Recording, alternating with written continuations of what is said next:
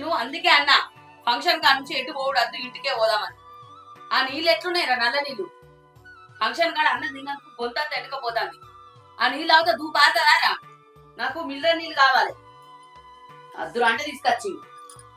సరే చిన్నమ్మ, నేను పోయి తీసుకో. మీరు మాట్లాడు.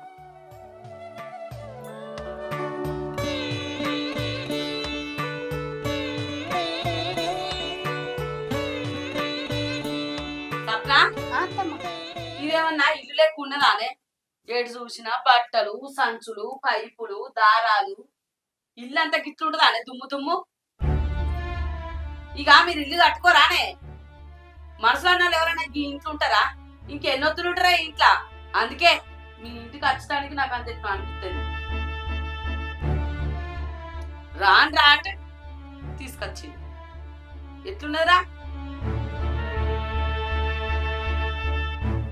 అది అత్తమ్మ వ్యవసాయం చేసుకుని ఇల్లు కదా, ఇక కొంచెం గిట్టనే ఉంటది. ఏమనుకోకూడదు. ఇవన్నీ లేకపోతే వ్యవసాయం వెళ్తుందా అత్తమ్మ? అయినా ఇప్పుడు మాకు ఇల్లు కట్టుకునే అంత అవసరం ఏముంది అత్తమ్మ? మేము ఇద్దరమేనా? మాకు చాలా ఇల్లు ఇట్లనే ఎలా తీసుకుంటాం? గంతేనే సప్న. లేనోళ్ళకు ఎంత ఉండబుద్ధి అయితే గంతలనే ఉంటారు.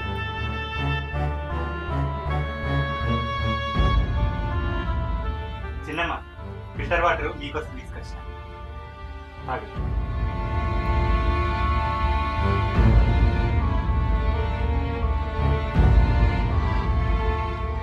ఈ తెచ్చుడేదో మొదలు తెచ్చి అయిపోగదా. ఆ నీళ్ళు ఆవిడేదో కానీ నోరంతా ఖరాబ్ అయింది. ఏమైందా మమత? ఇక పోదామా? అక్కతో మాట్లాడినావా? పానం తుడతాయిందా? అద్దంటే తీసుకొచ్చినావు కదా. బామ్మ తీరాలి ఇంకా. పోదాం పా. ఇప్పుడే పోతే ఎట్లా చిన్నమ్మ? తినిపోరు కదా. మేము ఫంక్షన్ కూడా మా తినచ్చినాం.